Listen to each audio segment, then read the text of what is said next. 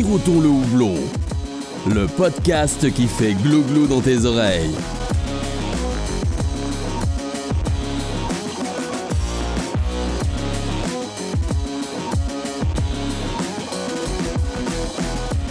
Salut à tous, c'est Alex du podcast Sirotons le houblon. Bienvenue pour ce nouvel épisode qui est, je mets la caméra en live sur Twitch. Bienvenue à tous ceux qui nous suivent sur Twitch en live et bienvenue également à mon invité. Je vais mettre la bonne caméra, voilà. Salut Anne-Sophie. Donc tu représentes la brasserie Icebreaker aujourd'hui. Alors à la base on devait être un peu plus nombreux, mais il y a eu quelques déconvenus si j'ai bien compris. Comment ça ? À la base, on devait être un petit peu plus nombreux normalement, mais il y a eu quelques déconvenus. Ouais, on est une petite équipe et alors forcément, quand il y a des problèmes d'arrivée de matières premières et de livraison, en fait, on devait brasser hier. Finalement, Dan qui a la production brasse aujourd'hui, donc nécessairement, il peut pas être là.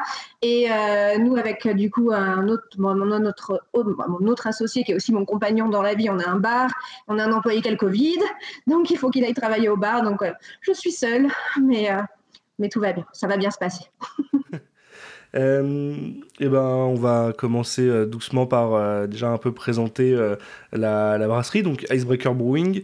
Vous êtes basé à côté de Toulouse, si je dis pas de bêtises, juste à côté. Oui, tout à fait, à Montrabé, c'est vraiment en périphérie toulousaine, à un quart d'heure du centre-ville en métro, quoi. D'accord, et la brasserie est assez jeune, si je dis pas de bêtises, vous avez dû vous monter encore en 2020 ? Ouais, tout début 2020, le meilleur timing du monde, tu sais, juste un mois avant le Covid, quoi. Ouais, le meilleur moment pour se lancer, en effet. Voilà. Est-ce que tu peux déjà, avant de débuter et avant d'approfondir, tout simplement te présenter, me dire qui tu es ? Ouais. Du coup, moi, je m'appelle Anne-Sophie, je suis cofondatrice de la brasserie Icebreaker. À côté de ça, moi, je viens à la base du monde des spiritueux et plus particulièrement du whisky. Mmh. Donc, ça fait une dizaine d'années en fait que je travaille dans ce milieu-là. J'ai travaillé dans des distilleries, du coup, en Écosse, en Angleterre. Ensuite de ça, j'ai travaillé aussi, du coup, toujours dans le whisky, en tant que commissaire-priseur, en fait, pour des vieux whisky. Par exemple, si ton papy retrouvait des vieux whisky dans sa cave, etc., et qu'il fallait quelqu'un pour aller les expertiser, créer les ventes aux enchères, etc. C'était, du coup, mon rôle. Je faisais ça avec une société néerlandaise, basée à côté d'Amsterdam. Et ensuite, moi, en parallèle de ça, je travaille avec Larousse, qui est du coup une maison d'édition, où je suis autrice en fait pour Larousse, où je fais tout ce qui est leurs livres sur du coup forcément le whisky, les spiritueux et dernièrement la bière, donc c'est le prochain qui va sortir. Et il y a quelques années aussi, j'ai commencé quand même à m'intéresser. C'est quelques années, quand même pas mal de temps, parce que finalement, en fait, tu te rends vite compte que le whisky, la bière, les spiritueux partagent quand même beaucoup de choses en commun, que ce soit en termes de valeur, que ce soit en termes de production, etc. Et forcément, je suis un peu tombée dans la bière artisanale en même temps que je suis tombée dans le whisky.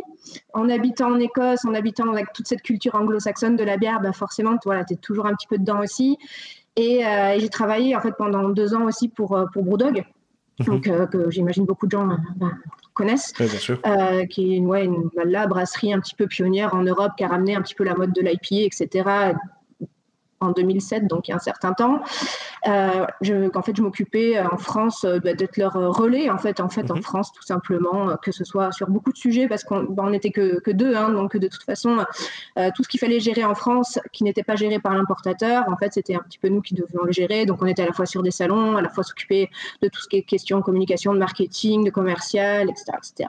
Voilà. Et du coup, après moi, en parallèle, j'avais monté aussi mon bar à whisky à Toulouse, qui s'appelle le Hopscotch. Ça fait beaucoup de choses que j'ai fait. On dirait que j'ai l'impression d'avoir 50 ans quand je dis ça, mais et voilà. Et du coup, Icebreaker, c'est un de mes derniers projets qu'on a monté du coup avec une petite équipe à 3. Il y a de ça maintenant 2 ans, juste avant le premier confinement. Comme je disais, c'est pas forcément le meilleur moment pour se lancer. Non. On reviendra dessus un peu après, mais du coup, ça faisait partie des points que j'avais notés. Ouais, t'es quand même, à la base, t'as plus un on dirait un cursus dans le monde du spiritueux, du whisky particulièrement. Ouais. Donc ouais, t'as cité tout ce que tu as pu faire dans ce milieu-là. T'as aussi, si je dis pas de bêtises, t'as un blog aussi sur le whisky qui est j'ai enlevé le nom de domaine il y a littéralement une semaine. Mais tu vois, j'ai écrit mon script une semaine trop tôt. Ouais, en fait, je l'ai créé en 2013, donc c'est vraiment il y a longtemps, au moment où les gens lisaient déjà plus de blogs que maintenant. Ouais. Et c'est vrai qu'aujourd'hui, je suis plus active sur mes réseaux sociaux de point de vue whisky, en effet, que The Whisky Lady, donc sur Insta particulièrement. Et le blog, ça faisait déjà quelques années que j'écrivais plus beaucoup dessus, parce que on sait tous que maintenant les gens, ils ont besoin de très peu lire et de voir plus d'images que de lire finalement. C'est pour ça que le podcast, j'aime bien, tu vois. C'est vrai, exactement. Et en fait, j'ai vachement réfléchi pendant longtemps aussi à faire un podcast sur le whisky pour compléter le blog. Mais il faut du temps. Il faut du temps. Et je n'étais pas sûre de pouvoir être régulière, etc. Donc j'ai un petit peu mis de côté cette idée-là. Mais c'est vrai que c'est un super format, quoi. Donc du coup, tu nous as expliqué aussi que tu avais bossé un petit peu chez Brewdog, que la bière, c'est quand même un domaine que tu connais depuis un bout de temps, mais vu que ton dada, on peut dire que c'est quand même le whisky principalement, comment tu as fait le pas vers la bière craft et à quel moment tu t'es dit je vais monter une brasserie plutôt que de lancer une distillerie? Ah, mais l'un peut aller avec l'autre. Ah, très bien. Mais en fait, c'est... après, moi, je suis entourée du coup avec mon compagnon qui est écossais et que du coup, c'est aussi quelque chose qui est un petit peu une passion de couple entre guillemets, donc qui est finalement moi qui a été la première passionnée qui lui a amené ensuite à lui. Mais c'est vrai que lui, son père est anglais, il est né en Écosse, il a cette culture aussi très anglo-saxonne, etc. On a baigné un petit peu tous les deux en habitant là-bas, forcément en travaillant dans les distilleries, etc. Tu baignes dans cette culture-là encore une fois. Et en fait, la bière est complètement partie intégrante de la culture anglo-saxonne. Donc, c'est vrai que tu peux pas ne pas en fait être confronté à ça. Et surtout, le monde de la craft a vraiment explosé. Justement, quand on habitait encore là-bas, en Angleterre, en Écosse, on voyait de plus en plus, en fait, même dans des grandes surfaces classiques, les rayons craft avec des cannes de partout, colorées, qui te donnaient envie. Du coup, ça nous a fait découvrir beaucoup, beaucoup de choses. Et ça, c'était avant de travailler pour Brewdog. Et c'est vrai que forcément, on est tombé dedans, et moi particulièrement. Et finalement, c'est vrai que quand on a créé le bar à whisky, que je te disais, donc le bar qu'on a depuis 2017 à Toulouse, on avait aussi forcément cette envie d'apporter aussi de coup ce trait d'union entre la bière et le whisky, parce que pour faire un bon whisky, il faut d'abord savoir faire une bonne bière finalement. Parce que tu as toute une étape de brassage, etc. Bon, bref. Et du coup, pour nous, c'était une espèce de logique en fait d'apporter les deux produits. Et du coup, on a aussi créé en fait à la base une microbrasserie pour ce bar-là, sur place, en mode brewpub. Voilà, pour le coup, la brasserie n'est pas à l'intérieur du bar, elle est en face parce que centre-ville de Toulouse, très petits locaux, etc. C'est très compliqué. Donc, on n'avait pas trouvé un local assez grand pour mettre les deux au même endroit. Donc voilà, déjà en fait, on était un petit peu dans ce monde-là depuis quand même un certain temps, et en fait on se rendait compte, parce qu'on reste sur un pub, bar à whisky, pub écossais, etc., on pouvait pas faire toujours tout ce qu'on voulait, parce qu'évidemment tu as des contraintes avec ta clientèle qui te demandent certains types de bières, etc., et forcément les trucs un peu plus créatifs, qui sortent un peu plus de l'ordinaire, etc., ça parle pas toujours à ta clientèle. Et du coup, comme moi à côté je suis passionnée de gastronomie, etc., et quand j'avais toujours cette volonté d'essayer de faire des choses qui sortent un peu de l'ordinaire, mais qui ne trouvaient pas leur public au bar. Donc, en fait, tout simplement, quand Dan, qui est aujourd'hui à la production de Icebreaker, est notre ancien cuisinier du Hopscotch. D'accord. Et quand lui, du coup, lui, ça faisait des années déjà qu'il était brasseur amateur. Et du coup, à un moment, il nous a dit qu'il souhaitait finalement partir et voler de ses propres ailes et créer quelque chose avec des bières qui lui fassent plaisir, quelque chose d'un peu plus créatif, etc., que rester cuisinier finalement.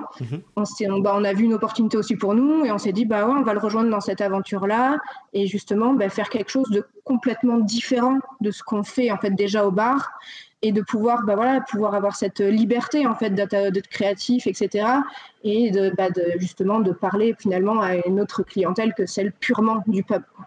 D'accord. Voilà. Juste profiter, là je vais ouvrir moi une bière, histoire de m'hydrater un peu pendant qu'on parle. Et donc, voilà, donc je vais faire la même chose. Ouais. Toi, tu m'as fait parvenir quelques bières donc, de la brasserie, des sorties récentes. Moi, je vais commencer par, je vais la montrer à la caméra, la Cherry on the Cake. Cherry on the Cake, qui est donc la cigose avec de la vanille et de la cerise. C'est ça. Ouais. Bon, vu que ça vient de sortir, tu peux peut-être m'en dire un peu plus sur la bière. Non, alors, c'est pas moi qui ai la production, je suis désolée que Dan soit pas là. Ouais, là, c'est sûr, c'est une lacigose, du coup, c'est une bière qui va être acidulée, un petit peu saline, avec un ajout de lactose pour avoir ce côté un petit peu gourmand, un petit peu de texture. Et du coup, on a brassé ça avec de la purée de cerise griotte et de la vanille bourbon. Pour que, en fait, le but, c'était de retrouver un petit peu, je sais pas si tu vois, les petits bonbons créma à la cerise. Ouais. Voilà, ouais, c'était un petit peu le but. Ceux qui disparaissent le premier dans le paquet. Exactement. Bon, je vois qu'on a les mêmes goûts. Ouais, donc on a une belle robe, hein, c'est rouge assez intense, c'est cool. Et du coup, moi pour le coup, je pars sur complètement autre chose. Hein. C'est une brasserie irlandaise parce que semaine de Saint-Patrick oblige. Boundary, et on est sur une Pale Ale du coup dry hopée avec 16 grammes par litre de houblon, Idaho 7, Simcoe et Azacca. Donc le programme est sympa. Ouais, ça a l'air cool aussi.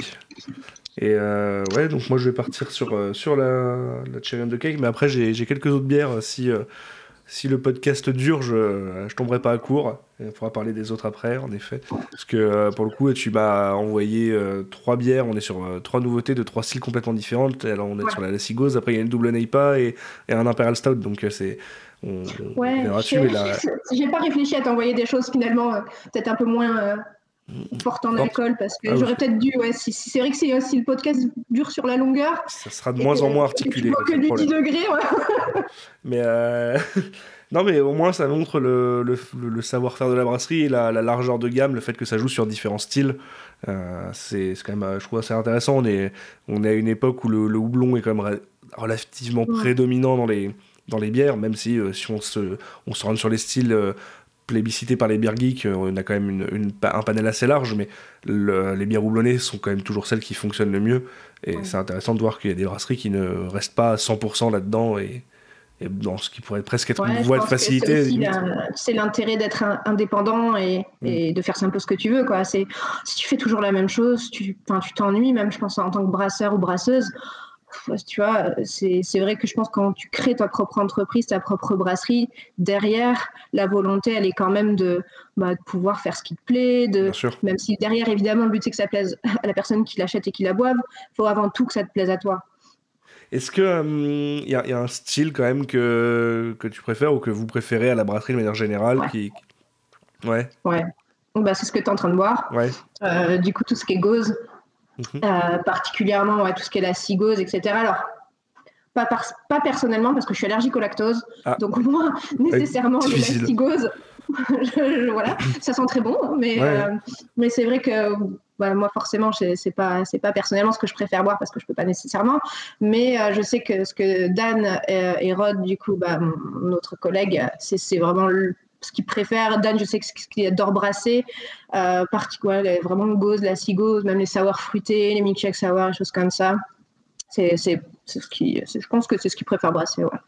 Alors, est-ce que je voulais revenir un petit peu aussi sur le côté passif du whisky, ou passif pas que, mais le fait que toi, tu sais que toi très imprégné du whisky, est-ce que c'est quelque chose qui va influencer la manière de faire ou qui peut-être vous donner envie d'aller sur certains styles de bière, faire des vieillissements en barrique, ce genre de choses? Est-ce que toutes tes connaissances dans le whisky peuvent te servir dans le monde de la brasserie?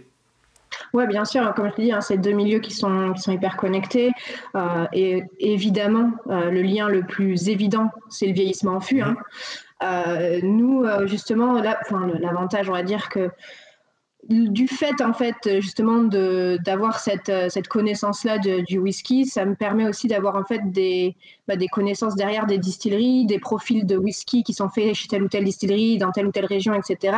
Et de travailler en fait avec des partenaires pour mes barriques, avec une traçabilité très importante et une transparence. Et justement, c'est quelque chose qui est pour moi hyper important. C'est justement quand j'achète une barrique, je veux savoir d'où ça vient, je veux savoir qu'est-ce qui a eu comme whisky dedans, je veux savoir exactement le profil organoleptique du whisky qui est dedans, parce qu'en fait derrière je vais pas mettre une bière dans une barrique et adapter la barrique à la bière, je vais adapter la bière à la barrique. Donc ça c'est quelque chose qui est assez important. Et la deuxième chose, on va dire, c'est vraiment le côté blend.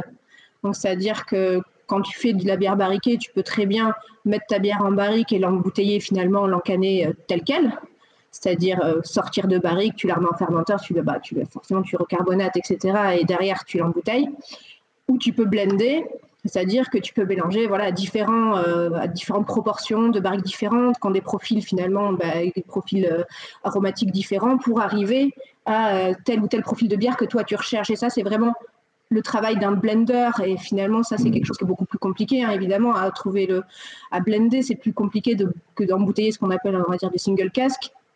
Mais c'est un travail qui est ultra intéressant et qui finalement moi me passionne forcément. Quand j'ai passé des années dans des distilleries à aller sentir dans les barriques pour savoir quoi embouteiller quand, etc.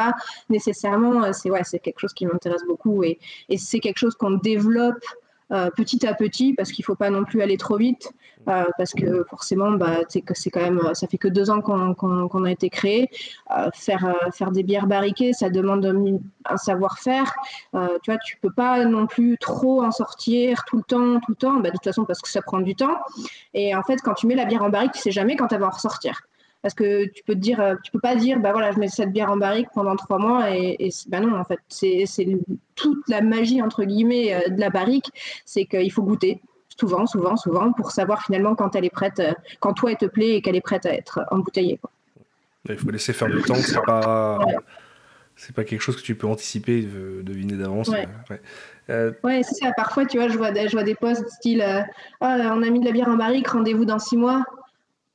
Non, peut-être pas. Peut-être que ça rendez-vous dans 4 mois si ça prend très fort. Peut-être que ça rendez-vous dans 12 mois, tu sais pas. Ouais, typiquement, j'avais eu l'occasion de goûter un Imperial Stout barriqué de chez l'Apaisé, une brasserie en Suisse, avec qui j'ai d'ailleurs fait un épisode, et qui était vieilli. Alors, je ne connais pas l'origine exacte de la barrique, mais c'était dans une barrique de whisky tourbé. Et en fait, ils ont eu, je crois, un petit problème de fuite de barrique au bout d'un moment. Ils ont dû embouteiller d'urgence. Donc, ils n'ont pas vraiment contrôlé le temps en barrique. La bière n'avait passé que 1 mois en barrique et pourtant, elle était déjà vraiment puissante sur la tourbe. Et au final, ce que je leur disais dans l'épisode, c'est peut-être un peu un mal pour un bien. Le fait qu'ils aient dû l'embouteiller si vite, parce que le produit était excellent. Et je pense plutôt bien équilibré, pas trop marqué sur la barrique, suffisamment présent pour que ça soit intéressant en goût. Et oui, au final, il y a... chaque barrique est unique de toute façon. Et moi, ce qui me dérange, c'est souvent, tu vois, quand je bois des bières barriquées où finalement je sens que le bois. Parce qu'au final, c'est barriqué, clairement, tu sens que c'est passé par une barrique de bois, mais au final, la subtilité, les arômes ce qu'il y avait auparavant dans la barrique, ou même ce que le type de chêne, etc., aurait pu apporter, tu l'as pu, en fait. Là, tu bouffes du bois, tu bois du bois, et il y a des personnes qui peuvent apprécier. Moi, c'est vrai que c'est pas quelque chose que forcément j'apprécie. Donc, c'est pour ça que le travail de barrique, c'est parfois, tu vois, tu as des trucs que tu as en barrique. Moi, je sais que ça m'est arrivé, qu'il y a des choses que j'ai en barrique aujourd'hui, qui ont déjà passé en fait leur pic. Du coup, je sais que je pourrais jamais les embouteiller telles quelles. Du coup, je vais être obligée justement de les blender parce qu'elles ont un certain profil, donc il faut trouver un truc qui soit moins marqué, etc. pour le blender. Plein d'exercices, mais c'est passionnant après. Alors pour en revenir juste un peu plus aux bases de la brasserie, donc tu t'évoquais Dan et Rod avec qui tu travailles. Vous êtes que 3 à la brasserie ? On est 4 maintenant, mais on a été 3 pendant très longtemps. Ouais. D'accord. Alors, comment vous répartissez les tâches, toi à la brasserie, tu t'occupes de quoi particulièrement ? Alors, moi, je vais m'occuper de tout ce qui est co-création de recettes. Ensuite, je m'occupe de toute la partie commerciale, marketing, communication, gestion événementielle. On est un peu tous des couteaux suisses, hein, après, quand t'es pas beaucoup, de toute façon, voilà. Et derrière, donc Dan, par contre, lui, c'est 100% production et conditionnement. Et Rodrigue, lui, il va s'occuper de la partie la moins fun du tout, qui est l'administratif, la facturation, les douanes, voilà, tous les trucs très, très fun. Les joyeusetés. Comment vous avez fait pour choisir le nom de la brasserie ? Pourquoi Icebreaker ? Pourquoi un nom anglophone et pourquoi celui-ci particulièrement ? Parce que déjà, on est tous inspirés on a tous de la culture anglophone en nous. Hein. Je te disais, Rodrigue, il est écossais, son père est de Newcastle. Donc, dans notre entourage, on a toujours baigné en fait, dans cette culture-là. Donc, ça allait de soi, entre guillemets, pour nous de faire ça. du fait aussi que nos bières forcément soient inspirées aussi d'une culture brassicole anglo-saxonne américaine, on va pas se mentir, donc évidemment ça aussi ça fait partie du choix, mais derrière le nom en fait il a un petit peu 3 volets, donc le premier qui est le volet de base, c'est Icebreaker, le fait de briser la glace. En gros, si tu veux, nous on considère que la bière c'est un produit qui est extrêmement convivial, qui est une sorte de lubrifiant social entre les gens, et dans ce cas-là voilà, ça permet de briser la glace en fait entre les gens, donc voilà, ça c'est la signification de base. Ensuite tu as un petit peu le deuxième niveau qui est avec ce côté justement breaker, donc le côté de cassure, donc là qui était intéressant pour nous parce que dans le sens où quand on s'est monté en fait il y a à peine 2 ans finalement, à Toulouse, encore une fois, en fait, autour de Toulouse, il y avait beaucoup de brasseries qui faisaient ce qu'on appelle un petit peu de brasseries de couleur, tu sais, ambrée, blonde, brune, etc., artisanale, très locale, etc., très bon, par ailleurs, il n'y a pas de souci. Et c'est vrai que du coup, nous, on voulait un petit peu autre chose que ça. Et finalement, tu vois, le plus proche de nous qui faisait des choses un peu très originales, on va dire, c'était Iron à Montauban. Donc là, voilà, très original. Oui, oui.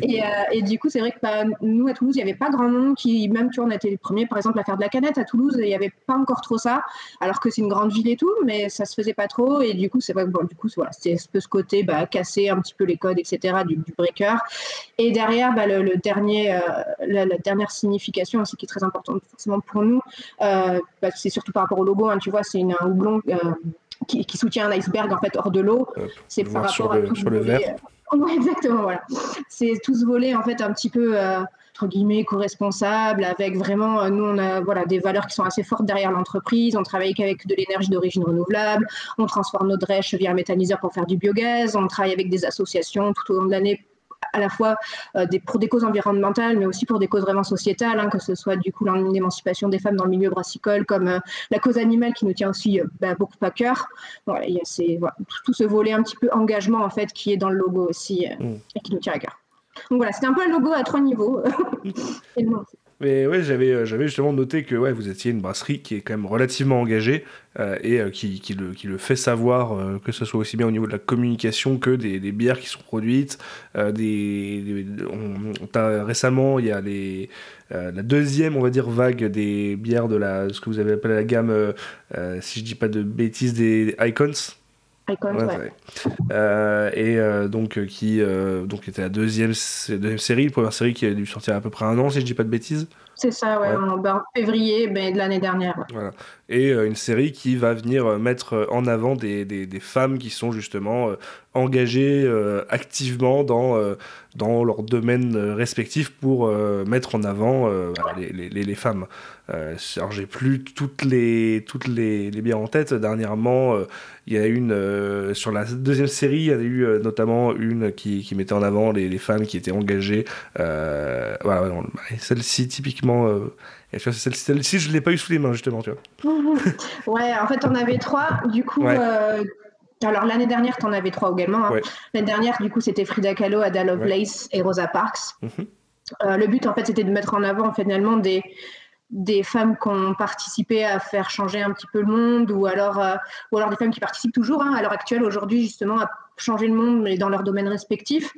Le but aussi, c'était de montrer qu'on peut totalement aujourd'hui encore mettre des femmes sur des étiquettes de bière, mais pas nécessairement comme on a l'habitude de le voir en tant que pur objet de désir sexuel. Et ça, pour nous, c'est quelque chose qui est important, parce qu'en fait, aujourd'hui, tu vas avoir 2 choses quand on parle de femmes au niveau d'un visuel de bière. Tu vas avoir le côté des brasseries qui évitent de le faire au cas où, on ne sait jamais, parce que ça se trouve, selon comment je vais le faire, ça va être mal interprété, etc. etc. Donc, quitte à je fais attention, du coup je le fais pas du tout, donc je mets plus de femmes sur mes étiquettes de bière. Ou tu as le côté qu'on connaît tous avec les femmes à la fois pin-up, string, tout ce que tu veux, donc parfois c'est uniquement des parties du corps qui sont mises en avant, etc. Bon bref.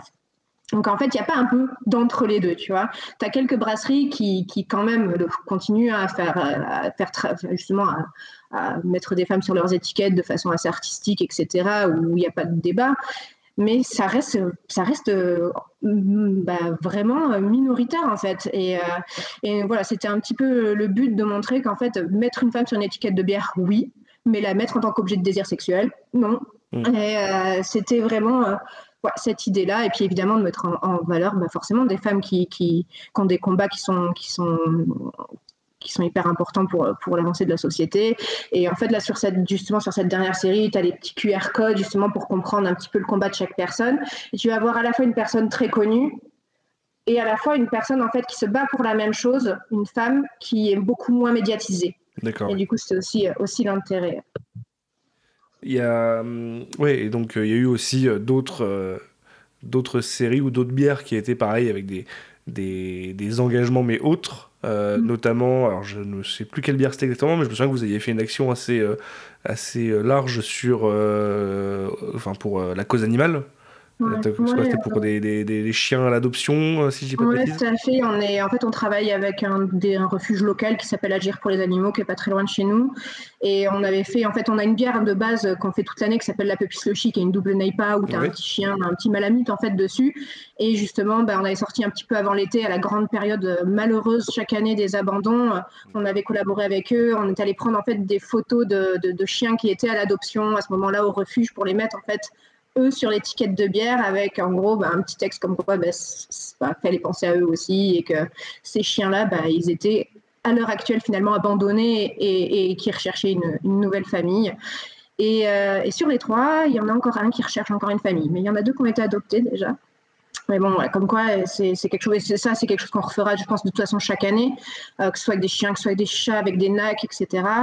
Et oui, sinon à côté, évidemment, cette bière-là, il y avait aussi en dehors de ça, il y avait aussi forcément une partie des bénéfices qui étaient reversés au refuge derrière pour les animaux. On est allé leur amener ça justement à la fin de l'année. Il y a un grand événement qui est le Noël des animaux.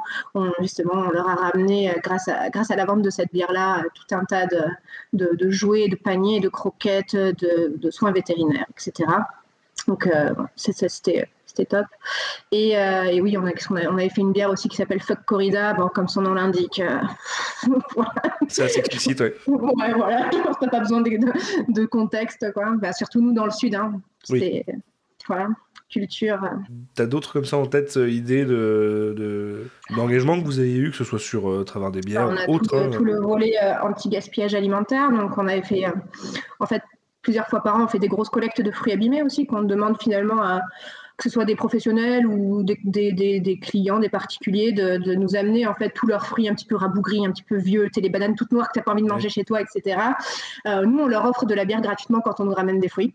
Et à la fin, on fait une grosse purée de tous ces fruits-là et on fait justement une bière qui s'appelle la Fruit Bandicoot, qui nécessairement change tout le temps selon les fruits qu'on récolte. Et c'est un petit peu la petite sour salade de fruits qu'on fait à la fois en hiver et en été en fait pour avoir des fruits de saison différents.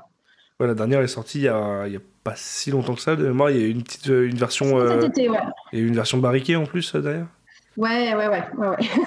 On avait fait une version barriquée en fût de on a fait deux différentes. En fait, on a fait un fût de Jurançon tout court et un fût de Jurançon qui avait aussi contenu du whisky tourbé français. Et donc c'était deux barriquées différentes, mais ouais. Et dernièrement, du coup, en termes d'anti-gaspi, on a fait un partenariat avec Coco Rosa, qui est un bar à donuts toulousain. Et on a fait, en fait, pendant tout un mois, on a récupéré tous leurs invendus de donuts. Et du coup, on a fait un Imperial Stout en utilisant leurs invendus de donuts directement à l'empâtage avec le malt. Dans le même style, il y a la Nothing Toulouse. Ouais, mais qui est plus produite du coup. Hein. Ouais. Mais il y avait pas celle-là. Du coup, on allait dans les boulangeries justement chercher les chocolatines, nous pain au chocolat, ce débat me fatigue, mais voilà. Et du coup, pareil, alors là, c'est différent, c'était pas mis à l'empâtage. En fait, Dan, il faisait une espèce de décoction en fait, de sirop de chocolatine qui faisait dégraisser au froid plusieurs jours avant le brassage, etc. pour pouvoir en fait, avoir une espèce finalement de sirop concentré à la fin de chocolatine qu'il mettait en fait, pendant l'ébullition. D'accord. Donc c'était une technique un peu différente. Bon, du coup, nécessairement, c'était un brassage qui nous mettait 3 plombes à faire. Mais surtout, en fait, le problème derrière ça, on l'a arrêté parce que on n'avait pas la traçabilité en amont de chaque boulangerie de tous les ingrédients qui entraient dans la composition des chocolatines, des pains au chocolat. Et en fait, forcément, la DGCCRF, elle a dit, non, il faut la traçabilité de tous les ingrédients qui entrent dans toutes les chocolatines. Mais du coup, on voulait pas travailler qu'avec une seule boulangerie. Nous, le but, c'était vraiment, tu vois, de faire cette action globale anti-gaspi et finalement si on faisait pas ça, le projet il avait beaucoup moins de sens et c'est pour ça qu'on a décidé de l'arrêter. Petit bâton dans les roues. Bon, les plaisirs de la loi, mais bon, après, c'est compréhensible, tu vois. C'est vrai que s'il y a un moment, il y a un problème sur la bière et qu'il faut remonter au lot de farine qui a été utilisée dans telle ou telle chocolatine, bah, ouais, nécessairement, tu es obligé d'avoir tout ça. Alors, je passe un peu du coq à l'âne, mais la brasserie, le lieu où vous brassez, vous l'appelez le Ice Bunker. Ouais, parce que c'est très moche extérieurement parlant. D'accord. Ouais, c'est un gros carré. Bah, c'est moche, quoi. C'est un espèce de. Bah, tu sais, les bâtiments de zone industrielle. Donc voilà, donc c'est vrai que c'est pour ça qu'on l'appelle comme ça, parce que d'un point de vue extérieur, c'est juste un gros rectangle au milieu. Donc c'est pour ça qu'il s'appelle comme ça. Ok. Et alors, il y a quoi dans ce Ice Bunker? Vous êtes au niveau équipement, tu peux me dire un peu, vous brassez sur combien d'hectos? Qu'est-ce que... Alors, c'est un peu chelou. Hein. On brasse du coup, c'est une brewhouse à la base qui est de 10 hectos, mais on a mis une deuxième cuve de boil en 10 hectos. Donc, en gros, parce qu'on peut quand même brasser 20 hectos par jour. D'accord, oui. Et du coup, après, on a 3 fermenteurs de 1000 et 6 fermenteurs de 20 hectos. Ok. Ouais, c'est ça. En gros, on brasse 150 hectos à peu près par mois. D'accord. Et après, évidemment, il y a tout le parc de barriques, etc. Il y a un petit espace boutique, un peu, même si tu veux déguster sur place, etc. Il y a une salle de stock, nécessairement. Et à l'étage, en fait, on a un étage où là, on a une salle de répète de musique. Voilà. Okay. On a installé, en fait, tout le monde est musicien, à part moi. Et du coup, ils ont installé forcément tous leurs instruments, donc la batterie, les guitares, les amplis, etc. Alors à la base, on voulait vraiment faire une vraie salle de répète pour que les gens puissent venir, tu sais, louer un créneau horaire en fait tout simplement et venir répéter, pouvoir laisser aussi leurs instruments d'une semaine sur l'autre dans une salle fermée à clé, etc. On a tout l'espace pour. Aujourd'hui, on n'a pas le temps en fait de s'occuper de ça, donc ça reste encore quelque chose qui est un peu en suspens. Mais du coup, tout le monde se sert de la salle de répète à titre personnel. Mais voilà. Donc ouais. On a quand même les instruments à la brasserie. Mais... Ça s'est passé comment les 2 premières années de la brasserie? Du coup, comme tu le disais tout à l'heure, vous êtes lancé peut-être au pire moment, juste avant le premier confinement. Vous avez eu une activité qui, du coup, a surtout connu des bars fermés, des fonctionnements un peu compliqués. C'est la principale, c'était le principal problème au début, c'était de te dire, en fait, tu te lances, mais en fait, tous les levier habituel pour te faire connaître n'existe pas. Donc tu peux pas en fait aller sur des salons, tu peux pas aller sur des festivals, tu peux pas faire des dégustations dans des bars, tu peux pas faire de TTO, tu peux pas faire tout ça. Comment tu fais en fait? Parce que derrière toi, il faut que tu te dises, il y a une réalité une réalité. J'ai créé une entreprise, j'ai créé une brasserie, j'ai des réalités à la fois humaines, financières, etc. Qu'est-ce qui se passe à ce moment-là? Comment tu fais? Et du coup, le seul levier que tu as en fait en termes de communication, c'est devenu le online. Donc, c'est devenu le digital. Moi, j'ai l'avantage que ce soit mon travail aussi un petit peu à la base. Donc, c'est pour ça que directement, en fait, on a créé le webshop, on s'est mis vraiment à fond en fait sur les réseaux sociaux, etc. Après, moi, c'est quelque chose que j'adore, donc tu vois, à aucun moment ça me dérange. Je peux passer des heures par jour sur les réseaux sociaux, donc j'adore ça. Mais c'est vrai que de toute façon, il n'y avait pas le choix. Donc on a fait ça à fond. Et finalement, en plus de tout ça, du coup, nous, on a eu des retards nécessairement dus au Covid sur notre matériel. Il faut savoir qu'on a eu les clés en fait du local en lui-même. Je crois que c'était en février 2020. Et on a eu le matériel où on brasse actuellement en juin 2020. Ah oui. Mais entre-temps, on a été obligé de sortir des bières quand même. Et finalement, du coup, on n'a pas du tout brassé sur notre matériel comme c'était prévu. Les premières sorties, ça a été pas du tout à la hauteur à la fois de nos attentes, à la hauteur des attentes aussi des gens, parce que derrière, tu vois, évidemment, tu es vachement présent sur les réseaux sociaux, etc. Donc, tu crées des attentes. Il y a eu tout un espèce de micmac à la fois c'était vraiment compliqué, des montagnes russes. Derrière nous, tu vois, tu travailles 90 heures par semaine aussi pour essayer de trouver des solutions. Et c'est vrai que c'était pas facile, le premier confinement. C'était pas facile. Après, on a quand même eu la chance d'avoir beaucoup, beaucoup de soutien localement, tu vois, de là où on était installé, etc. Même pas que localement, même ailleurs. Et finalement, ça a commencé à quand même ça quand même, enfin, on a quand même pu complètement survivre à ce premier confinement, etc. Et depuis ce premier confinement, on a quand même la brasserie, elle a déjà beaucoup évolué. On a triplé la capacité de production de base en 2 ans. Donc finalement, c'est pas si pire ces 2 ans de Covid. Ça aurait pu être bien mieux, mais je pense qu'on n'est largement pas les plus à plaindre. Tu vois, justement, on a eu la chance, entre guillemets, de commencer à ce moment-là et donc de ne pas avoir plein de bières en fût qu'on a dû détruire, toutes ces choses-là. On n'a pas eu. On a directement fait que de la bouteille et ensuite que de la canette. Donc, finalement, on n'a pas eu ces soucis-là. Ça vous a permis ensuite, en fonction de l'évolution de la situation, de faire évoluer... la production. Ouais. Tu disais que au tout début, du coup, vous n'aviez pas votre matos définitif. Vous avez commencé par brasser sur un matos qui n'était pas dédié à ça. Vous avez pour le temps, dès le début, sorti des bières en canette. Est-ce que vous avez votre propre encaneteuse ou vous passez par Non, alors quand on a sorti les bières en canette, les premières bières en canette qu'on a sorties, c'était en août 2020. Ah d'accord, donc les premières étaient en bouteille. Ouais, donc là, c'était sur notre matériel. Et par contre, nous, on n'avait pas notre encanneuse. On faisait venir justement les Bucaneros, qui sont des encanneurs mobiles, qu'on a fait venir pendant longtemps. Hein. Notre propre encanneuse, on l'a eu en juillet 2021. Donc, il n'y a pas si longtemps que ça. En effet, ouais. Donc maintenant, par contre, tout est encanné par vous-même. Tout est maîtrisé et ça fait un bien fou en termes de beaucoup de choses.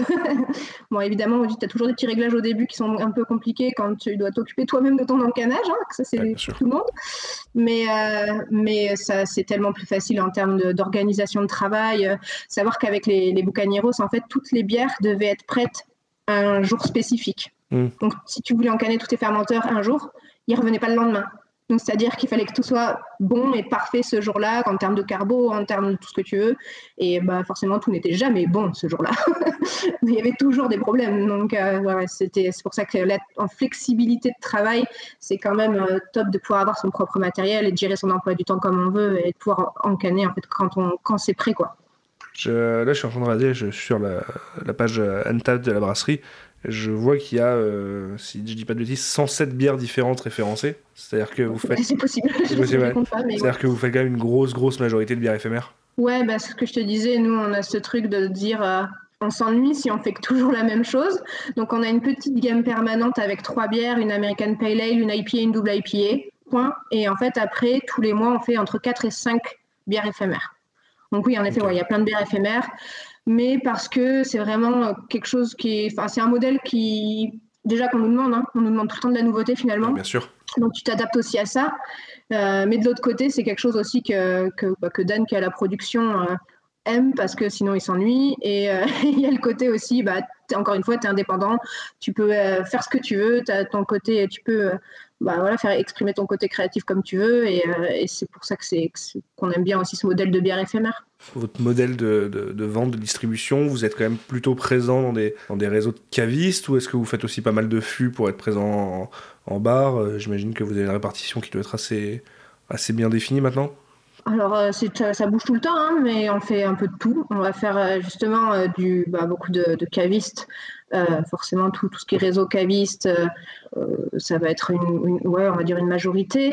Ensuite, on a tout le côté justement CHR, comme tu dis, donc le côté vraiment bar, où là, je ne saurais pas te dire exactement les proportions, j'en sais rien en vrai, parce que ça change tous les mois.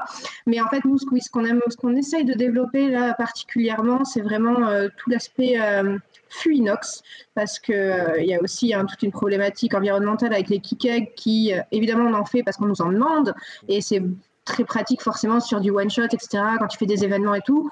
Mais forcément, derrière, ça nous embête parce qu'il n'y a pas de véritable filière de recyclage du key-keg en France, que c'est quand même très compliqué en termes de démarche pour les bars, de réussir, une fois que le key-keg est vide, d'aller le faire recycler. Ouais, j'avais évoqué ça il n'y a pas très longtemps dans un épisode, je ne sais plus lequel exactement, mais c'est vrai que quand on regarde le key-keg, aussi bien l'emballage en lui-même du keg que leur site, leur communication, ils mettent énormément en avant on est composé à X% de produits recyclables. T'as l'impression que c'est trop bien pour l'environnement. T'as l'impression que c'est super bien pour l'environnement, alors qu'en fait, t'as personne déjà qui recycle les key-kegs en France, quasiment personne. Je crois qu'ils ont une machine qui leur est spécifique pour recycler, mais personne ne l'a. C'est ultra compliqué, c'est qu'en gros, je crois qu'il y a il me semble que c'est DBI qui a un espèce de partenariat justement avec Kikeg, où en gros ils récupèrent tous les Kikeg vides et une fois qu'ils peuvent remplir un camion entier, ils peuvent le ramener à l'usine chez Kikeg pour qu'ensuite eux ils mettent en place leur processus de recyclage, etc. Et bon, entre-temps, il y a eu je sais pas combien de camions, il y a eu tout. Au final, est-ce qu'environnementalement parlant, ça fait sens? Non, je pense pas. Du coup, c'est pour ça que nous, là, même si on en fait, tu vois, parce que t'as pas le choix en fait aujourd'hui, bah, on essaye quand même de plus développer le fût inox et moi c'est mon gros but en fait un petit peu de cette année, c'est pouvoir vraiment plus développer ce côté-là. Mais pour se développer ce côté-là, nécessairement, tu as besoin de partenaires, tu vois, qui ont une logistique quand même forte pour pouvoir te ramener les fûts quand ils sont terminés, etc. En local, ça va, on le fait en local, il n'y a pas de souci. Mais dès que ça part à un autre endroit en France, il faut que tu puisses... parce qu'après, forcément, ça coûte cher à ton distributeur. Donc, tu vois, il y a des actions sur les prix qu'il faut mener. Enfin, c'est quand même des très longues périodes aussi de négociation, etc., pour pouvoir réussir à trouver un bon partenaire. Mais c'est quelque chose, moi, qui me tient à cœur. Et je pense qu'en fait, c'est juste la logique de faire ça aujourd'hui. Oui, ça rentre complètement dans les codes en plus de la brasserie, quoi. Ça va dans la prolongation de tous les engagements que vous avez. Ouais, c'est ça, c'est que tu vois, je pense que ce serait pas cohérent d'aller dire bah ouais, on fait tous nos trucs avec de l'énergie renouvelable, etc. Mais derrière, on fait que du Kikeg. C'est dommage de pas aller justement au bout de ce que tu veux faire, même si encore une fois tu peux jamais être parfait. Tu vois, on parle de bière, c'est quand même une industrie qui est hyper chronophage, hyper hydrophage, hyper énergivore, hydrophage, etc. On n'est clairement pas sur une industrie qui est vertueuse pour l'environnement, donc autant essayer quand même de l'être un petit peu pour faire quelque chose qui est même pour nous hein, qui a du sens par rapport à nos valeurs personnelles aussi. Oui, bien sûr. Je voulais revenir sur un point que tu as évoqué un peu tout à l'heure. Alors, on sait que dans des gammes un peu beer geek, sur des styles très pointus, comme là, on peut l'avoir avec des Lassigos, ça c'est pas non plus la bière grand public, tu vas pas aller trouver ça en grande surface et tout le monde ne boit pas ça. C'est des styles qui sont vraiment orientés vers un public assez pointu. C'est on va dire des consommateurs souvent un peu pointus, tatillons, qui vont juger le produit. Tu parlais du lancement de la brasserie. Au tout début, ça n'a pas forcément été très simple au niveau des critiques. Après, tu expliquais que vous aviez eu un matos qui n'était pas forcément celui que tu souhaitais. Mais je me souviens du lancement de Icebreaker. Je pense que c'est surtout, tu sais, les attentes. Ouais.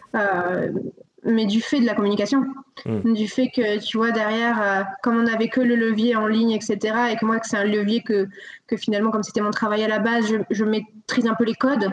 Donc forcément, en fait, tu vois, tous les réseaux sociaux, ça a pris assez rapidement, en fait, alors qu'on n'avait pas encore sorti de bière.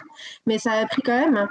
Et nécessairement, plus ça prend, plus du coup, le mot se passe, etc. Oui. Bon, c'est le principe des réseaux sociaux, c'est du bouche-à-oreille digital, quoi. Ouais, surtout que chez les beer geeks, ça reste un petit milieu qui parle beaucoup. C'est ça, en fait, c'est dans un espèce de microcosme. Oui. Donc, nécessairement, le mot se passe très vite, etc. Et se crée, en fait, des grosses attentes, tu vois, pour la sortie des premières bières. Et on n'a clairement pas été à la hauteur de ces attentes-là. Parce que, encore une fois, matos qui n'était pas le nôtre, donc on a dû brasser des toutes petites séries sur du matos de brassam. Enfin, tu vois, il n'y avait rien calé. Il n'y avait rien calé en termes d'organisation avant, parce qu'en fait, on voulait pas. En fait, on a fait l'erreur de ne pas vouloir décevoir les gens. On s'est dit, tu vois, là, on apprend que notre matériel, il arrive en juin. On ne peut pas dire aux gens d'attendre juin, parce qu'en fait on leur a créé des attentes et du coup on se disait faut pas les décevoir, il faut qu'on leur sorte quelque chose, faut pas qu'ils se disent en fait c'est une brasserie qui nous tisse depuis 6 mois mais tu vois qui n'existe pas quoi. Et du coup c'est pour ça que finalement on a essayé quand même de pouvoir sortir quelque chose pour les gens et certes et clairement c'était c'était pas des choses c'était pas réussi, quoi, tu vois. Enfin, si tu prends les choses objectivement,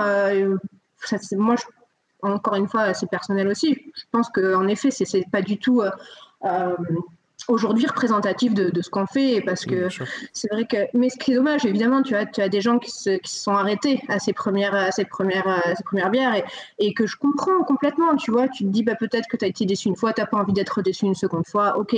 Il faut prendre, en fait, au début, tu prends ça très à cœur, tu sais, parce que c'est ton bébé quand même, ta brasserie. Tu passes 90 heures par semaine à travailler là-dessus. Donc, tu peux pas. En fait, c'est difficile de prendre du recul sur ce genre de choses.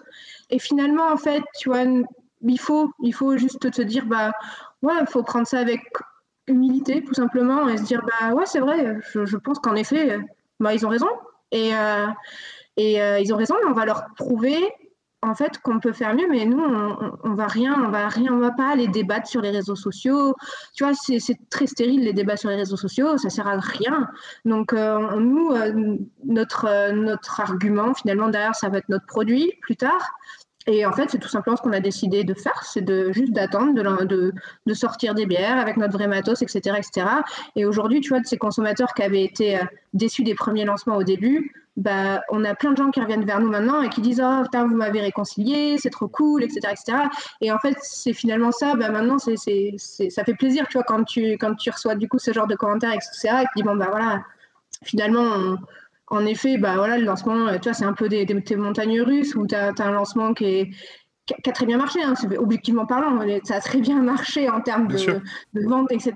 Mais derrière, c'est vrai qu'en termes de retour client, surtout, encore une fois, quand tu restes dans ce microcosme de crafteux, etc., c'était là. Parce que si tu sors de ce microcosme-là, nous, en fait, finalement, il y a une grande part de la clientèle qui est silencieuse dans la bière, qui ne vient pas te donner de retour, etc. Et finalement, parfois, il n'y a pas de vraie cohérence entre ce que tu vois sur Internet et ce que toi, tu vois dans la vraie vie. Où tu vois les gens, ils viennent te voir, etc. C'est une minorité qui parle beaucoup, qui est très critique sur le produit, qui s'exprime beaucoup, qui échange beaucoup d'informations entre eux, mais qui ne représente pas le consommateur moyen, même d'une bière craft au final. Mais bon, tu vois, malgré qu'il y ait une majorité silencieuse, etc., nous, il n'y a pas un seul consommateur dont le retour ne nous est pas important. Tu vois. Bien sûr. C'est qu'il faut prendre en compte tout. Même parfois, il y a des choses plus constructives que d'autres, hein, évidemment, t'imagines bien. Mais ouais, c'est des choses qu'il faut prendre en compte et c'est ces choses qui te font avancer derrière. Tu peux pas avancer sans prendre en compte les critiques des gens. On parle de brassage. Le brassage, nous, on considère ça comme aussi, tu vois, une espèce d'approche d'amélioration continue. Mm-hmm. Donc, c'est pour ça que même notre gamme permanente, tu vois, de mois en mois, on fait des petits ajustements, etc., etc. C'est parce qu'on s'arrête rarement sur une recette qu'on ne va pas changer pendant 2 ans. Parce qu'il y a toujours aussi les tendances des consommateurs, les goûts des consommateurs qui changent, etc., etc. Tout est toujours en mouvement dans la bière artisanale, et particulièrement justement dans la bière artisanale qui avance très très vite et dont les tendances changent très très vite. Donc tu es toujours en fait obligé de t'adapter à ça. Et on va dire cette minorité qui au final vient beaucoup débattre sur le produit, le critiquer, quand je parle de critiquer au sens générique du terme, hein, pas critiquer forcément de manière négative, mais qui vient critiquer, qui vient donner son opinion sur un produit, cette minorité aussi qui vient un peu truster toutes les notes sur Untappd, elle n'est pas représentative de ta clientèle actuelle ? Oui et non, parce que quand tu fais quand même de l'édition limitée avec des recettes type, voilà, comme tu disais, la cigose, etc., évidemment, tu ne parles pas à l'intégralité des consommateurs de bière. C'est une certitude. Je ne sais pas si c'est représentatif. Je pense que c'est représentatif de rien du tout, en fait. Tous les beer geeks ne sont pas forcément sur Instagram à poster leur bière, ne sont pas surtout sur Nurshi ou sur Untappd. Ouais. Non. Et puis, tu en as de plus en plus qui s'en éloignent, d'ailleurs, de ces groupes-là. Je confirme. Mais c'est marrant parce que je faisais ce sondage, tu vois, je suis formatrice à l'IFCO, qui est un centre de formation des métiers du vin et de la bière. Et justement, on avait ce débat-là, parce que moi, je leur fais des cours justement sur la commercialisation, le marketing, etc. Et je leur posais cette question, parce que je parlais quand même à une classe de 20 personnes amateurs, voire beer geeks. Je me disais, combien d'entre vous, en fait, sont dans ces groupes-là, ou même utilisent Untappd ? Et en fait, il y en avait 2 qui m'ont levé la main, tu vois. Et j'ai trouvé ça hyper étonnant. Je disais, c'est fou parce qu'en effet, tu vois, c'est des mecs qui sont tout le temps à la recherche de nouveautés, qui consomment plein de bières artisanales, etc., mais qui ne vont pas nécessairement ensuite faire la démarche, en fait, d'aller le mettre dans le petit Pokédex de Untappd, etc., ou d'aller noter, ou d'aller partager leurs notes de dégustation sur Facebook, etc. Donc, en fait, c'est vrai que je pense que tous ces groupes-là, tu vois, c'est une niche d'une niche d'une niche. Et qui nécessairement ne peuvent pas représenter tous tes consommateurs, parce que sinon si ta brasserie ne marche qu'avec ces consommateurs-là, c'est très compliqué pour une brasserie de fonctionner comme ça, parce que c'est des consommateurs, tout ce qui est beer geek, qui, tu sais, qui aiment bien la nouveauté, donc qui vont jamais parfois boire la même bière deux fois. Donc comment veux-tu que ton entreprise fonctionne en fait sur ce modèle-là? C'est vraiment très compliqué. Tu es obligé quand même d'avoir une base de clientèle qui est fidèle, etc., pour pouvoir derrière te permettre en fait toi de développer toutes tes éditions limitées et tout. Pour autant, on dit souvent que Untappd, en tout cas le retour des beer geeks et Untappd, est un peu créateur aussi de tendances, et notamment que énormément de cavistes, de distributeurs se basent sur les retours Untappd pour sélectionner leurs produits. C'est quelque chose que toi tu ressens, ou est-ce que c'est pareil, encore une fois, une minorité? Je pense qu'on le ressent tous quand on est dans la craft. Tu sais, il y a toujours ce débat autour d'Untappd. Je crois que c'est quelque chose aussi qui vient beaucoup des États-Unis, comme manière de faire des distributeurs, parce qu'aux États-Unis, il y a une telle concurrence de brasseries artisanales que finalement, qu'est-ce qu'ils ont fait? Beaucoup de grossistes, de distributeurs, ils sont allés regarder tout simplement sur Untappd et ils ont dit, bah voilà, nous on ne prend pas de brasserie en tout de telle note. C'est un petit peu dommage, parce que le problème que ça crée en fait derrière, c'est que c'est pour le consommateur, c'est pas tant pour la brasserie, c'est plus pour le consommateur qui finalement se retrouve confronté à tout le temps les mêmes styles de bière, parce qu'on sait que ce sont des styles qui finalement sont mieux notés sur Untappd que d'autres. Tu vas faire une pils, ça va être super bonne, mais elle aura jamais une super note sur Untappd, parce que c'est une pils, parce qu'on estime que du coup c'est moins bon qu'une IPA, tu vois. Enfin, c'est des choses, c'est des choses un peu dommages, même fortement dommage, je trouve, pour le monde de la craft, mais pour le consommateur. Parce qu'encore une fois, quand tu es une brasserie et que tu n'es pas dépendant uniquement que des notes Untappd, à part si vraiment tu fais des trucs excessivement pointus qui s'adressent qu'à une certaine clientèle, etc., etc. Mais par exemple, nous, on fait à la fois des choses très grand public avec notre gamme permanente, et on va faire de l'édition limitée qui s'adresse à la fois à de l'amateur, même pas forcément geek, mais juste quelqu'un qui veut découvrir d'autres choses, tu vois. Et du coup, nous, le problématique se pose moins, mais c'est vrai que je trouve que pour le consommateur, c'est triste, parce que tu vois, tu as des brasseries qui pourraient se diversifier en matière de style, sortir, et certaines essayent de le faire d'ailleurs, mais finalement, elles se rendent compte, si tu veux monter sur Untappd, qu'est-ce qu'il faut faire? Faire de la double IPA, de l'Imperial Stout Barriqué, et aujourd'hui, tout ce qui est forcément wild, etc. Donc pour moi, je trouve que voilà, ça crée un problème de diversité et de découverte à la fin pour le consommateur.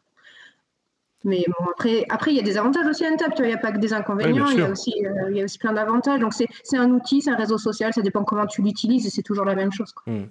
Le fait que maintenant les IPA soient un style qui est ultra consommé et qui est, il y a peut-être plus compétitif, il y a plus de marché. Est-ce que tu penses que ça rend le consommateur plus critique aussi sur ce style-là? Parce qu'on a tendance à toujours dire que l'IPA, c'est toujours la bière qui est un peu plus facilement notée, parce que on a beaucoup de gens aiment ça. Est-ce que tu penses que maintenant c'est moins le cas, et que... Ouais, je sais pas, je me suis jamais posé la question, je t'avoue, mais ouais, c'est possible, parce que c'est vrai que je pense qu'aujourd'hui, de toute façon, il n'y a pas une brasserie qui se lance sans faire une IPA. Même les brasseries qui, de base, encore une fois, quand on parlait de cette brasserie locale, de couleurs, etc., bien sûr. Même ces brasseries-là, elles ont souvent maintenant une IPA dans leur gamme. Donc ça montre au jour que c'est devenu un style hyper grand public. Et en effet, aujourd'hui, en fait, tu as des références de ce style-là, donc tout le monde en fait va comparer avec ces références-là. Donc je pense à Other Half, typiquement, par exemple, qui est vraiment la référence en termes d'IPA américaine. Bon, il y en a d'autres, mais tu vois, c'est vraiment... Et forcément, quand on va boire d'autres IPA américaines, on va toujours être en train de se dire c'est quand même mieux chez Other Half, alors que ce sera peut-être très bon. Mais c'est vrai qu'en fait, on a toujours ce biais de comparaison, parce qu'il y a tellement d'IPA... tellement d'IPA disponibles, tellement de styles aussi et de sous-styles d'IPA disponibles, que puis il y en a qui sortent tout le temps des nouveaux styles de sous-styles d'IPA. Je crois qu'après les brutes IPA, on a eu l'école d'IPA, tu vois, et en fait, il y en a tout le temps, et il y en aura certainement d'autres. Mais bon, après, d'un côté, c'est top, parce que ça permet quand même de rendre, en fait, c'est un petit peu, je trouve, l'IPA vraiment la porte d'entrée, en fait, vers la craft pour un consommateur classique. Un consommateur qui est néophyte, on va dire, de la craft. Donc il y a quand même un avantage à ça, mais c'est vrai que chez les geeks, tu vois, c'est tout de suite, si tu fais pas le truc super easy, super fruité, avec balle de grammes par litre de houblon, etc., ce sera pas ouf. Voilà. C'est vraiment je compare souvent les IPA pour l'illustrer aux gens qui connaissent pas encore trop ce milieu de la beer craft. Je compare souvent les IPA au métal. Et je dis que le grand public qui ne boit que de la, je sais pas, ou de la Heineken, de la bière belge et compagnie, va considérer l'IPA comme un style trop extrême, un truc qui ne va pas venir, sans en plus se douter que le terme IPA en fait ne veut plus dire grand chose et que tu as énormément de sous-styles derrière avec voilà, et quand c'est comme le métal, tu parles de métal à quelqu'un qui écoute de la pop et tu dis oula non c'est un style extrême, je veux pas écouter ça, alors qu'en fait dans les sous-styles de métal il y a des trucs qui vont pouvoir plaire, et de la même chose à l'IPA, tu dis aux gens IPA, on va dire oh là non, je veux pas de bière amère, et tu peux leur servir une IPA ultra fruitée avec zéro amertume. Exactement. Et du coup parlant d'IPA, moi je vais passer sur ma deuxième bière là. Donc, je suis toujours à ma première. Je ne veux pas te forcer non plus à aller plus vite que la musique. Hein, mais... Non, mais... Et donc, trop va penser le principe. Donc la deuxième, une double NEIPA. Donc attends, le nom c'est Mosaic for the Masses. Donc on est en single up, Mosaic. Mosaic et Mosaic Cryo. Exactement, ouais. Okay. Mosaic for the Masses, est-ce que tu as la ref musicale? J'ai bien peur que non. C'est un album de Dépêche Mode. D'accord. New Music for the Masses, pas Mosaïque. Okay. Ouais, non, en effet, j'avais pas la référence. Et du coup, pour faire un petit retour sur la Cherry on the Cake, c'est très cool. Hein. Moi, j'ai beaucoup aimé. Et on retrouve bien le côté... Je ne sais pas, il y a du lactose, donc... Bah voilà, je te donne mon retour. Je te la fais déguster via mon retour. Non, mais c'est sympa, en fait, le côté... Lassi, bière un peu gourmande, un peu lactée, on le retrouve quand même bien. Pour autant, moi je suis quand même loin d'être un fan de lactose, et je trouve que le lactose, quand il est trop chargé, c'est quelque chose qu'on ressent très très vite, aussi bien. Et je trouve que t'as un nez très caractéristique. Ça, tu vas pouvoir l'identifier parce que. C'est ça, moi je m'arrête au nez en fait, c'est ça, c'est que je sens le côté lacté au nez. Mais c'est vrai qu'après en bouche, je peux pas trop te dire. Je trouve qu'en bouche, c'est pareil. Trop chargé, il a un petit côté sucre artificiel, un truc un peu aspartame qui est pas terrible. Que là, j'ai pas du tout retrouvé. Par contre, on a bien un côté un peu épais, crémeux, assez doux. Il se marie bien avec la vanille aussi. Et pour autant, il vient pas casser le côté acidulé. Enfin, il vient certainement l'atténuer, mais il est pas inexistant. Je crois que normalement, c'est pas trop salé non plus, parce que je sais que Dan, il aime bien être subtil sur le sel, sur les goûts. Bah, on sent qu'il y a le sel qui agit un peu, il y a son petit côté exhausteur de goût qui vient apporter quelque chose, mais oui, on n'est pas sur un côté non plus trop marin, iodé, c'est assez sympa, ça tout se marie bien, c'est bien équilibré avec la cerise. Pour moi, on est un peu à mi-chemin entre, tu parlais du crème à cerise, on est à mi-chemin entre le crème à cerise et la cerise Haribo acidulée là. Ah, c'est mes moments préférés, ça. Ah, voilà. Dommage qu'il y ait du lactose. Je peux boire cette bière. Et donc, voilà, ma Mosaic for the Masses, qui est ici. Une jolie couleur. Mais bonne. Ouais. Bah, cheers, moi j'ai toujours la même. Hein, qui est très bonne. Qui est bon. Ouais, c'est bon, on a eu du coup. Bon, c'est exactement ce qu'il y a écrit sur l'étiquette. Hein, Pale Ale, dry hoppé, bien comme il faut. Donc, tu as vraiment tout le côté très fruité à du houblon. Mais quasiment sans amertume. Donc, vraiment Pale Ale. Ouais, c'est cool. Voilà, c'est vraiment full Mosaïque. C'est pour le coup, je crois que c'est notre houblon préféré, le Mosaïque de la vie. En fait, je trouve que c'est un houblon hyper complet en termes d'aromatique. Je suis d'accord. Tu as à la fois, tu vois, de la grume, du fruit exotique, le côté un petit peu résineux. Il est très polyvalent.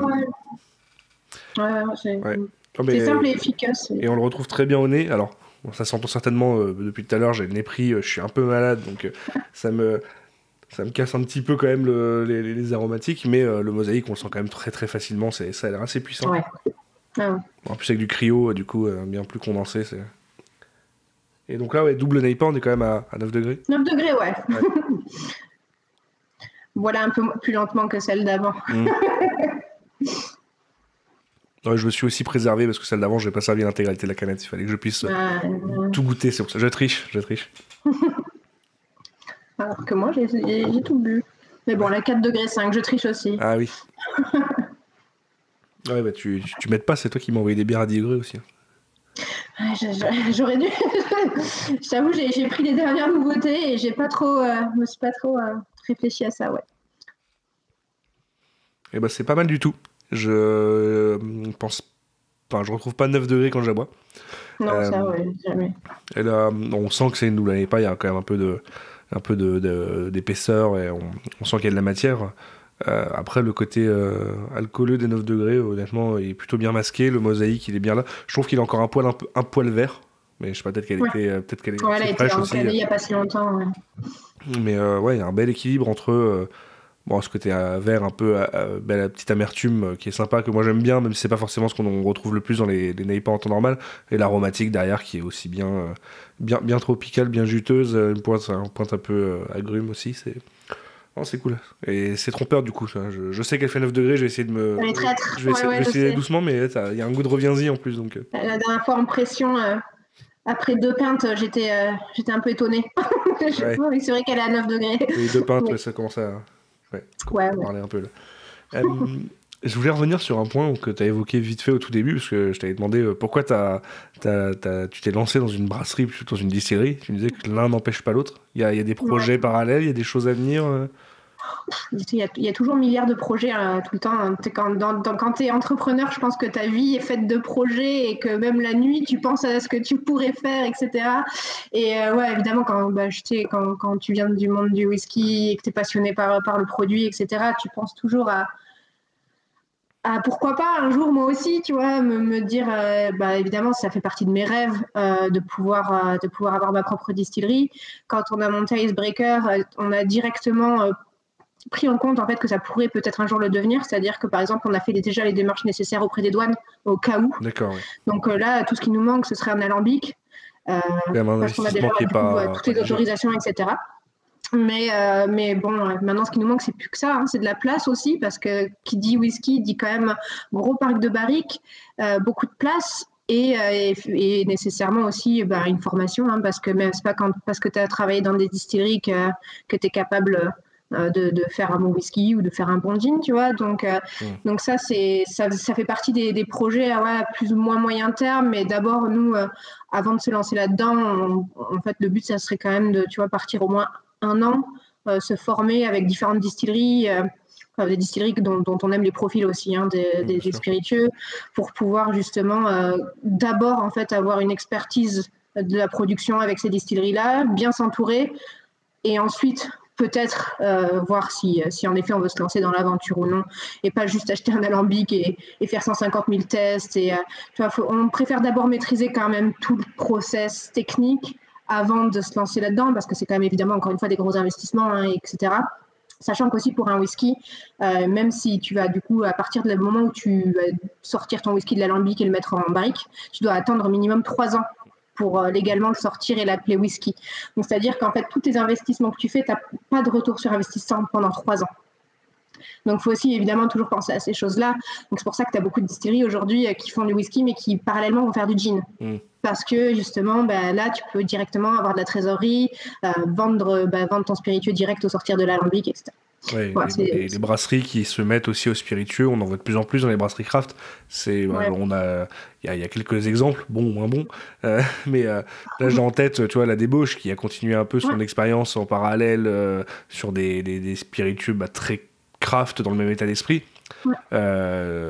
Du coup, en fait, j'imagine qu'à terme, ils vont certainement avoir un projet de whisky qui est certainement déjà quelque part dans une barrique d'ailleurs. Mais c'est sûr. Ouais. C'est quasi certain, mais il y a un moment, oui, comme tu dis, il faut pouvoir trouver un moyen de rentabiliser. Donc, eux, de leur côté, il y a dernièrement, ils ont fait une sorte de liqueur de café. Tu avais des eaux de vie de bière ou des esprits de bière, comme tu peux appeler ça, des distillats de bière, en fait. Ce genre de choses. Je crois que les plus connus qui font les deux, c'est Ninkasi en France. Oui, qui eux ont déjà sorti leur premier whisky depuis quelques années. Oui, mais il y a 1 an et demi, quelque chose comme ça. Il n'y a pas si longtemps, ça reste très jeune quand même.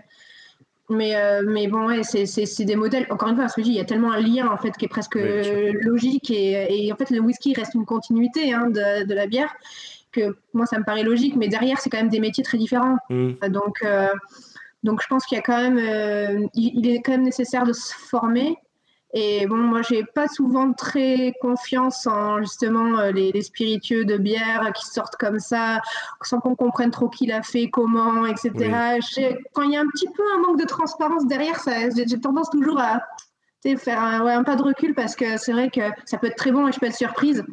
mais je trouve que le manque de transparence en dit souvent long sur derrière le produit. Ok. Dans le cas où vous vous lanceriez dans le spiritueux, tu penses que il y aurait un pont facile entre le spiritueux et la bière, réutiliser des bières. Alors, on parle souvent de la bière barriquée, donc réutiliser la barrique de spiritueux pour faire de la bière, ça a devenu une évidence. Est-ce que le pont inverse, il marche aussi, de réutiliser des bières qui ont barriqué, enfin des barriques qui ont contenu de la bière, même s'il y avait quelque chose avant. En fait, après, tu les réutilises dans le spiritueux derrière. Ouais, tu peux faire plein de trucs. Mais tu sais, alors, il y a un peu plus de contraintes juridiques, on va dire, dans les spiritueux, évidemment, particulièrement dans le whisky, parce que si tu veux l'appellation, tu as évidemment des contraintes en termes de vieillissement, de type de barrique, etc. Mais en soi, il y a plein de whisky qui vont faire des vieillissements pas entiers, mais souvent en fait ce qu'on appelle des finitions, donc des vieillissements secondaires, donc en barrique, que ce soit de vin, de rhum, de bière, etc. Donc en effet, tu peux le faire dans des barriques de bière. Mais aussi l'intérêt qu'il y a, moi je trouve, pour une brasserie, c'est surtout justement de pouvoir utiliser, par exemple, ça nous arrive à tous, tu vois, d'avoir un brassin dont tu n'es pas content et que tu n'as pas envie de sortir. Surtout, particulièrement quand tu fais beaucoup, tu vois, d'expériences d'édition limitée, etc. Parfois, il y a des trucs que tu ne vas pas sortir, qu'on ne sort pas parce qu'on n'est pas content, tu vois. Et au final, ces brassins-là, ça te permet justement de pouvoir les distiller. Et de ne pas les gaspiller, de pouvoir en faire un autre produit, que ce soit pas forcément un whisky, mais que ce soit un gin ou une vodka, ou quoi. Et ça te permet justement de pouvoir avoir cette approche-là qui est de recycler, quoi. La qualité du mood de base, en fait, ne va pas être ultra impactante sur le produit fini, le distillat. En fait, ça dépend ce que tu veux faire. Ça dépend toujours, mais ça dépend le spiritueux que tu veux faire. Ça dépend comment tu vas ensuite ta distillation. Enfin, tu vois, pour une vodka, tu peux distiller 3, 4, 5 fois. Au bout d'un moment, le mood base, te dire que finalement, sur ta vodka, il aura moins d'incidence que si tu fais juste, par exemple, j'en sais rien, un single grain juste en une seule distillation, etc. Enfin bref, c'est évidemment ton mood base, selon ce que tu en fais après, il aura plus ou moins d'importance. Mais de base, quand tu fais une bonne bière, encore une fois, ça veut dire que déjà de base, tu fais attention à ta matière première. Donc, tu seras quand même parti d'un certain type de céréales, tu seras parti d'un certain profil d'eau, etc. Donc, si de base, ta base, entre guillemets, elle est qualitative, même si ensuite, peut y avoir peut-être un truc qui ne te plaît pas, toi, dans ta bière, n'empêche que tu auras quand même des bons ingrédients de base. Ouais. Et ensuite, la distillation, de toute façon, tu vois, le process de distillation, c'est quand même quelque chose qui va venir, qui a un impact qui va transformer complètement le produit. Donc forcément, quand tu vas goûter ton gin sortir de l'alambic par rapport au mood bière que tu avais à la base, c'est quand même des produits qui n'ont juste rien à voir. Et qu'il faut vraiment avoir un palais excessivement développé pour aller te dire « Ah oui, c'était une bière infectée avant ». Oui, donc faire un spiritueux à base de brassin qui est peu concluant, ou je sais pas, de dire tiens, je vais prendre une bière que je vais travailler façon méthode traditionnelle belge, je sais pas, faire un ensemencement naturel en cool chip et compagnie, et m'en servir pour distiller derrière, ça a peut-être pas un intérêt grandiose, quoi. Non, pas forcément. Ouais. Mais tu vois, ce qui est intéressant, c'est qu'il y a toujours des traits d'union. Justement, c'est une distillerie qui s'appelle Ardbeg, qui est sur l'île d'Islay en Écosse, qui a sorti une édition limitée dernièrement, en utilisant par exemple du malt chocolat, donc du malt que tu utilises d'habitude en brasserie, du carapils, c'est du malt chocolat qu'on n'utilise pas forcément toujours dans le whisky, mais qui est très utilisé dans la bière. Et en fait, derrière, ils ont eu un problème au moment de la fermentation, ce qui les a obligés en fait à faire une fermentation beaucoup plus longue et ouverte. Donc en fait, une sorte de fermentation spontanée. Oui. Et du coup, ils ont mixé en fait un petit peu les deux univers. Et c'est là où tu te rends compte qu'en fait, tu vois, c'est quand même, on parle quand même des mêmes choses. Souvent, on parle quand même de céréales, on parle d'eau, on va parler de techniques de fermentation, de types de fermentation, etc. Ce qui va changer à la fin, forcément, c'est dans le whisky, tu n'as pas de houblon.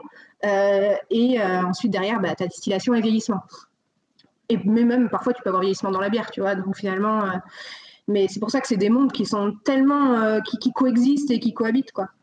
Et l'un apprend à l'autre, et c'est pour ça que je trouve qu'il y a une grande cohérence à devenir distillerie quand tu es brasserie, ou le contraire. D'ailleurs, la plupart des distilleries, elles ont du matériel de brassage et elles peuvent totalement faire de la bière. le fait que je dise la différence, c'est que dans le whisky, il n'y a pas de houblon. Est-ce que tu peux faire un whisky quand même en partant d'un moût de bière d'IPA ou de double IPA, non? Non, tu ne feras pas l'appellation whisky. D'accord. Ah ouais, du coup, c'est vraiment tant d'ingrédients, tant de périodes de vieillissement. Tu as le droit ensuite, pour l'appellation whisky, de réduire uniquement à l'eau.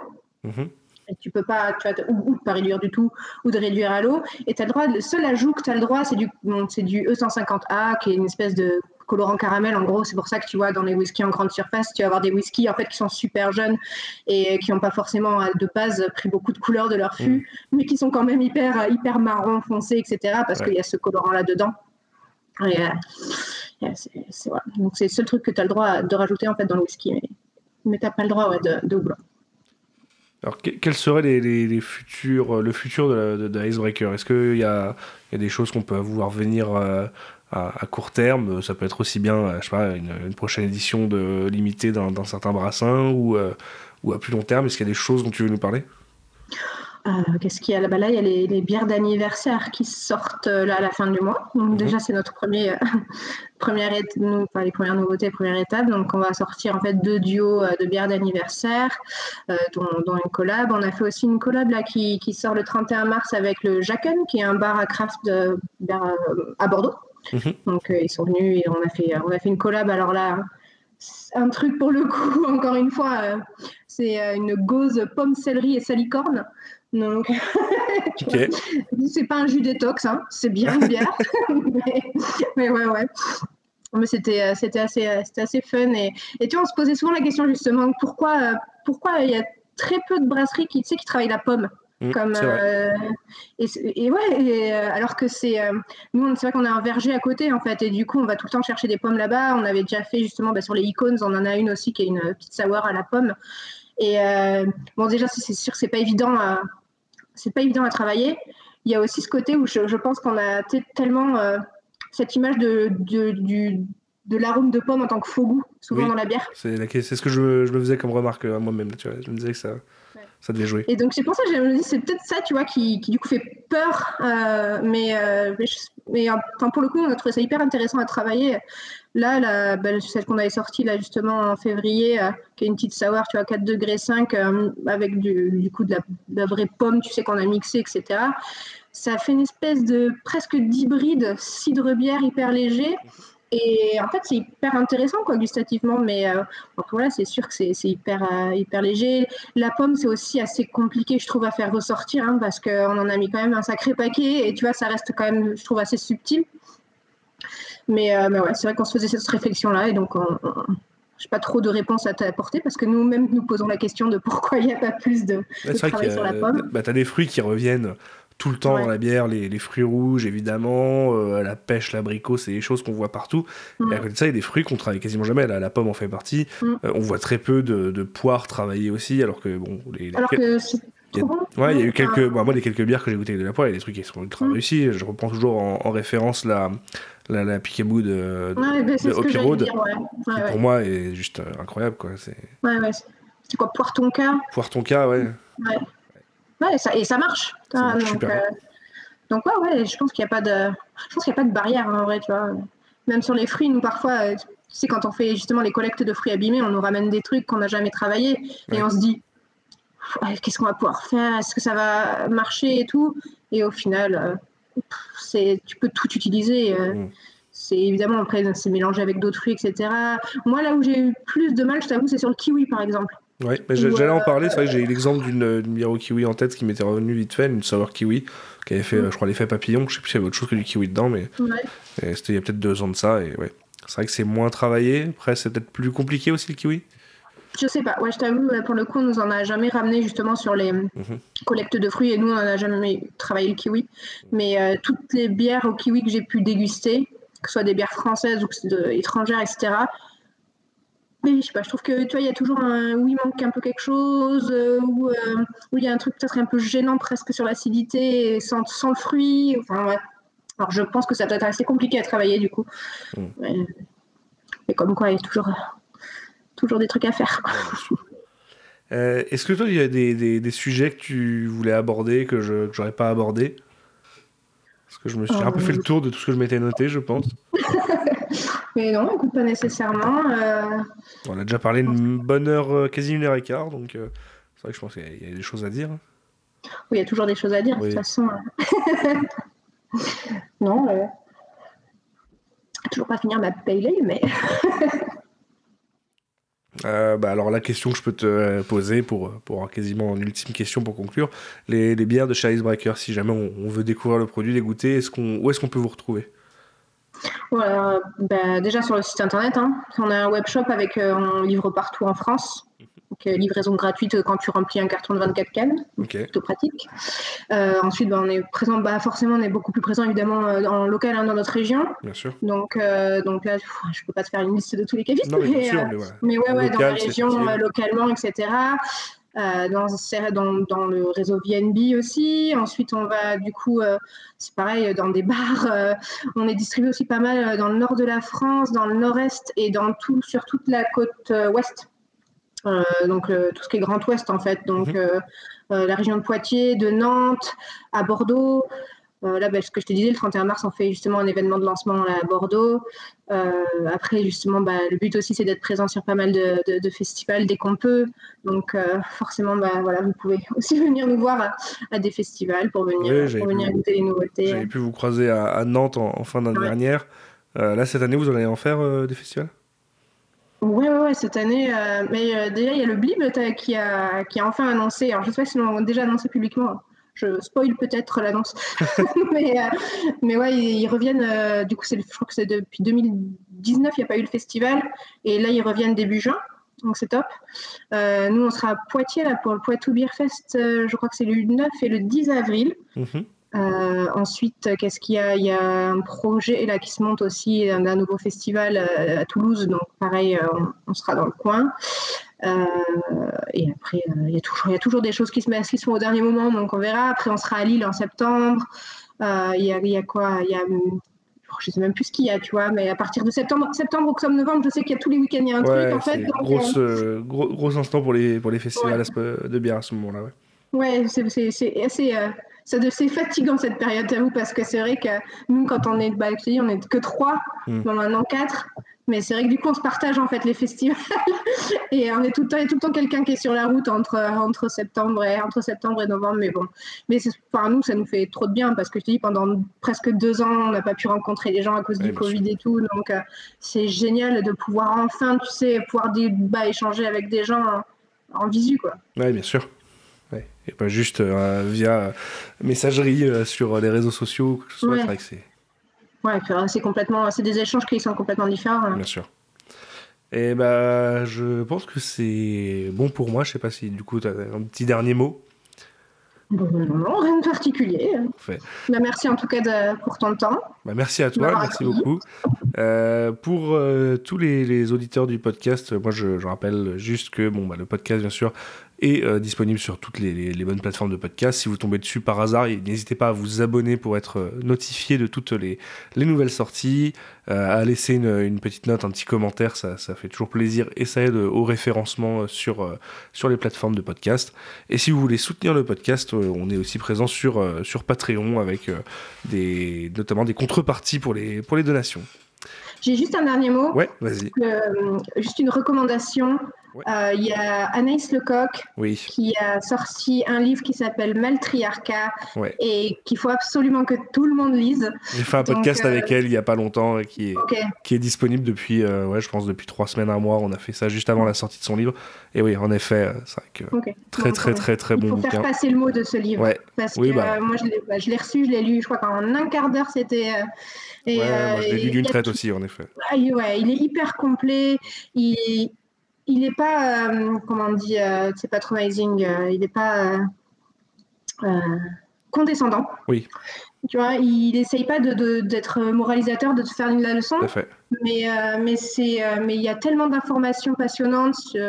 Bref, je pense que c'est un must-read absolu. Tu fais bien de le rappeler parce que si jamais il y a des gens qui nous écoutent là, qui écoutent, je sais pas, des épisodes de podcast avec les brasseries, mais qui font pas tous les épisodes, c'est un bon moyen de les rediriger vers cet épisode qu'on a fait donc avec Anaïs Lecoq il y a pas longtemps pour parler de Maltriarca et oui de vous jeter pour le retrouver dans les bonnes librairies. Je pense qu'il est disponible un peu partout. Alors elle me disait qu'en fait elle avait déjà fait lancer une deuxième impression parce que les premières les premiers, tout était quasiment déjà vendu et ouais, c'est disponible dans tous les réseaux de libraires, aussi bien les grosses enseignes que les indépendants qu'on peut retrouver notamment en précommande chez son libraire sur la place des libraires. Voilà. Ouais, c'est vraiment top. Conseille à tout le monde de le lire. Ouais, je te confirme, même avis que toi. Et voilà, sur ce, on va se dire à bientôt pour un prochain épisode. Là, pour une fois, j'ai réussi à enchaîner plusieurs épisodes d'affilée. Ça faisait longtemps que j'avais pas pu avoir un rythme aussi soutenu. J'ai rien de prévu pour la suite, mais ça va venir. On pourra parler de whisky. Et s'il y a des gens qui sont arrivés sur le live sur Twitch pour l'épisode en cours et qui ont raté le début, cet épisode sera disponible si tout va bien et que j'ai pas de contretemps, le 3 avril en podcast. Puisque demain sortira l'épisode que j'ai enregistré il y a la semaine dernière avec Noiseless. Et voilà. Et cet épisode-là sortira 2 semaines plus tard. Et voilà. Merci beaucoup encore une fois Anne-Sophie. Et merci à tous les auditeurs. Et on se dit à bientôt. Allez, ciao. À la prochaine.